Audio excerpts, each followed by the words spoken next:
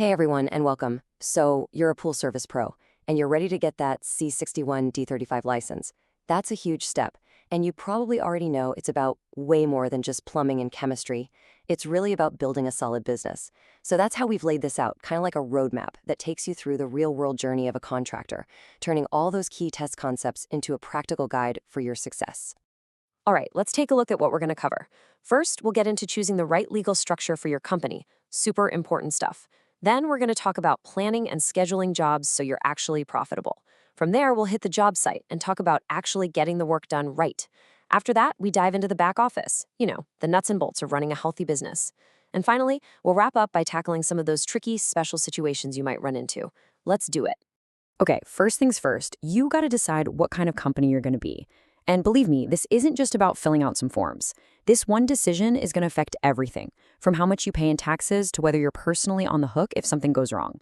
This is the foundation you're going to build everything on. So right off the bat, here's one of the biggest questions you'll see on the test, and it's all about taxes. With a C Corp, you run into something called double taxation. It's a real pain. The company itself gets taxed on its profits, and then when you pay yourself dividends, you get taxed on that money again. But look at the S Corp. This is the game changer. It has pass-through taxation. All the profits just flow straight through to the owner's personal tax returns, and you completely skip that first layer of corporate tax. It's a huge advantage. Now, if you're just starting out on your own, a solo ownership is probably the simplest and fastest way to get going. But here's the thing you have to understand. With this setup, there is no legal difference between you and the business. The company is you. Its financial power, its ability to get loans, it's all tied directly to your own personal resources. Okay, let's talk about the actual paperwork. If you're going into business with someone as a partnership, you have to get an employer identification number, or EIN, from the IRS. You need that number just to apply for your license. Now, if you're setting up a corporation or an LLC, your first stop is the Secretary of State. That's who you file the official formation documents with. And here's a little tidbit to remember for the test. The only one of these that has a formal board of directors is a full-blown corporation. So what do you do when a job is just too big for your company to handle alone? Well, that's where a joint venture comes in. Think of it as a legal team-up. It's a formal agreement where two or more licensed companies can pool their resources, work together under a single license for that project, and share in all the profits and the risks. So your business is legally set up. Fantastic! Now it's time to actually make some money. And let me tell you, the secret to being profitable in contracting is mastering the project schedule. Seriously, proper planning isn't just a nice idea. It's what separates the contractors who make a good living from the ones who are constantly behind schedule and losing their shirts. For the test, you're going to need to know about 3 main ways to schedule a job. You've got the super basic list schedule, pretty much just a to-do list. Then you've got the more visual time scale, which you probably know as a bar chart or a Gantt chart. And then you've got the big one, the most powerful of them all, the critical path method, or CPM. The bar chart is super popular, and for good reason. It's simple, it's visual, and it lets you see the whole project at a glance. You can just look at it and go, okay, excavation is scheduled for Monday through Wednesday, then rebar is Thursday and Friday. It's really easy to understand the start and finish times for each part of the job. But, and this is a huge but that you'll definitely see on the test, the bar chart has a major flaw. It doesn't show you how all the tasks depend on each other. So it might show the rebar task and the electrical bonding task happening in the same week, but it doesn't tell you that you literally cannot start the bonding until the rebar is finished. That lack of dependency is its biggest weakness. And that weakness brings us to the hero of our story, the critical path method. The critical path is basically the longest relay race in your project. It's that specific chain of tasks where one has to finish before the next can start that takes the most time from beginning to end. If any single task on that path gets delayed by 1 day, your entire project finish date gets pushed back by a day. It's that important. So here's the bottom line.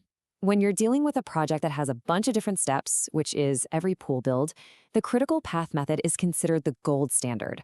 It's simply the most effective way to schedule because it forces you to understand how every single piece of the puzzle is connected. Now let's put this into a real-world sequence because the order of operations is absolutely critical. First, you bid the job. Once you win it, you submit the building plans for approval. Then, and only then, after you have the approved building permits in your hand, do you create the final construction schedule. Trying to schedule a job before you have the permits is just asking for a complete disaster. All right, the permits are approved, your schedule is locked in. Now the fun starts. It's time to get some dirt moving. This section is all about managing the job once the work actually begins, from that first day on site all the way to the final walkthrough with the client. So here are some must-do best practices on the job. The very first thing you should do when you get those approved plans back, go over them with a fine-tooth comb and check for any mistakes. To see if you're on schedule, you can't just guess, you gotta physically walk the site and compare what you see with what your schedule says. And what if you start falling behind? Don't hide it. The right move is to go talk to the owner, explain the situation, and get their approval for a new deadline. And at the very, very end of the job, it's the project manager who's responsible for creating that final punch list of little things that need to be finished up. You know, building an amazing pool is one skill set. Building an amazing business that lasts, that's a whole different ballgame.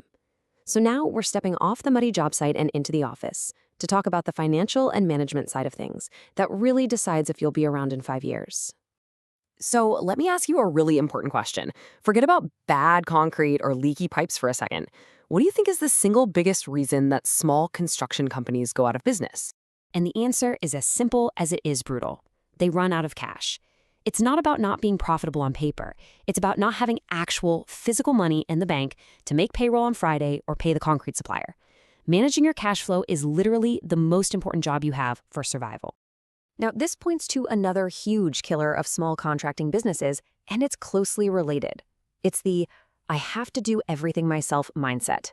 Contractors try to be the lead builder, the salesperson, the bookkeeper, and the janitor all at once. That inability to delegate tasks is a direct path to burnout and failure. The solution: hire someone to handle the books and the paperwork so you can focus on building pools and growing the business.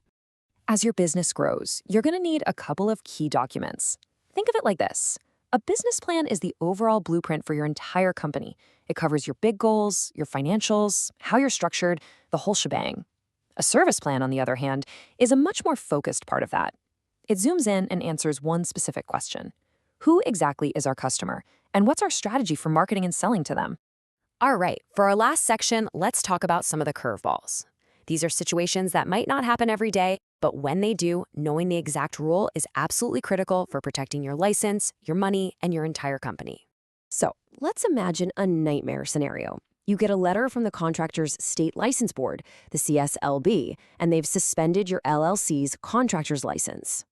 What happens to all the jobs you're currently working on? And the answer is direct and non-negotiable. Everything stops. Immediately. You cannot send crews out, you cannot order materials, you can't even pick up a screwdriver on that job. When your license is suspended, your entire business operation must come to a dead halt. There is zero gray area here. Here's another very specific situation you might run into. Let's say you buy another pool company, and it happens to be a union shop. Their contract has something called a successor clause. The question is, how long are you stuck with that union agreement? Well, the rule is pretty clear. You have two clocks running.